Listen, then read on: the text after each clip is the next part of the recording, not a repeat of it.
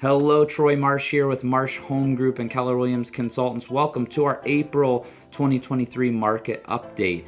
Doing a quick change to our structure of the video a little bit. For those of you that don't have any patience, we're going to go through kind of the highlights at the beginning, and then we're going to get into a little bit more discussion and detail at the end. So if you want to jump off, you can do that. So we're going to jump right in here.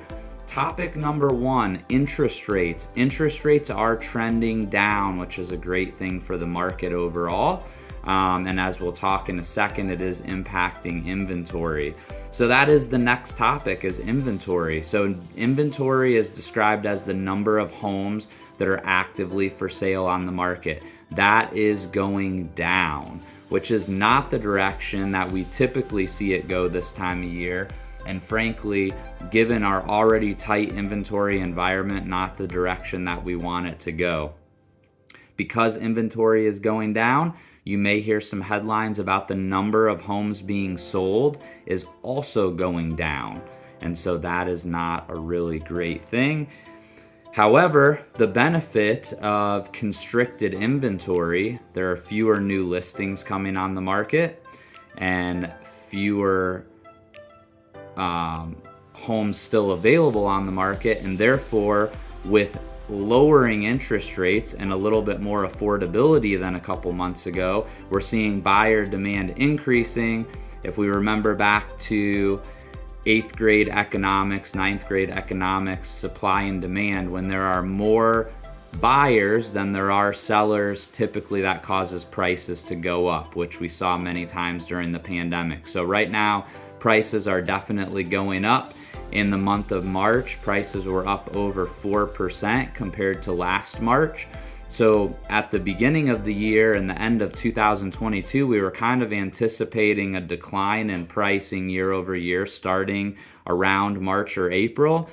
We still have the potential that we could see that in April, but my prediction would be that we may stay at or maybe even slightly above the trend line from last year, simply due to the extremely low inventory. So for those of you that are super impatient, thanks for jumping on. For those of you that want to stick around for a couple more minutes just to hear a little bit more in-depth analysis, I'm going to jump right in. So trends overall are looking more like 2021 and 22 than they are looking pre-pandemic. And really at the end of last year into the beginning of this year, we were thinking it was kind of going to be the opposite of that. So again, we saw average sales prices going up, and that is almost solely due to lower inventory. New listings are down anywhere from 20 to 30%, and that's just really making it difficult for the buyers in the market to find something to buy.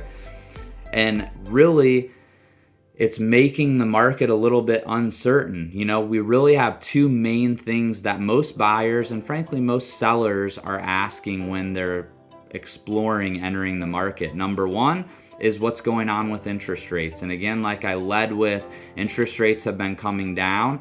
Remember that typically bad economic news or a slower economy equals lower interest rates. And fortunately or unfortunately, we have seen slower economic news over the last 30 days, including inflation dropping. And again, when inflation drops overall, that's a good thing because the Fed is trying to make that happen. But that happens because there's lower demand.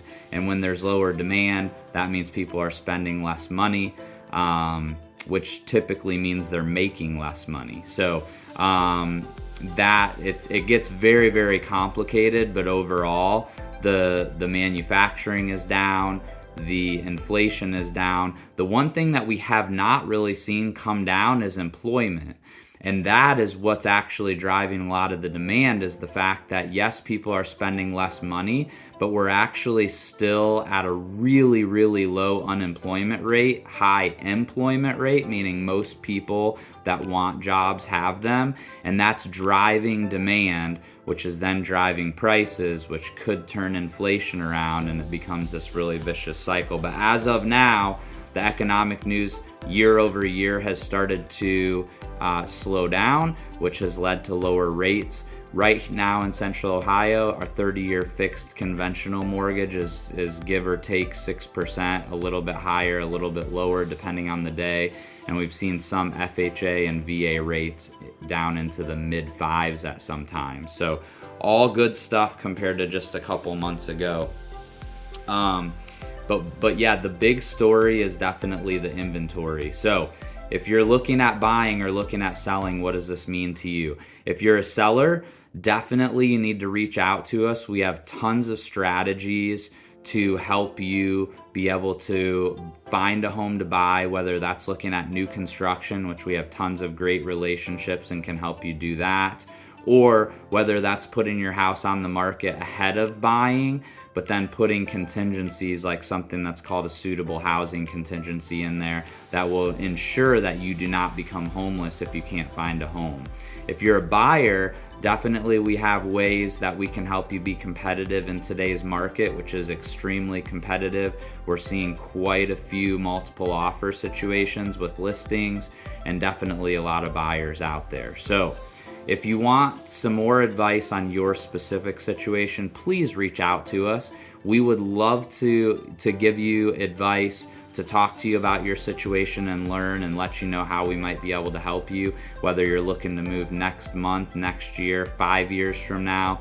We always consider it an opportunity to just chat with you and make sure we can put a plan in place to align with what your goals are. So thanks again for watching. Thanks for most of you that are watching this, our loyal past clients. We really appreciate your business. We would not be here without you. So thank you. Have an amazing rest of your April. And please, please, please enjoy this awesome weather. Have a great day.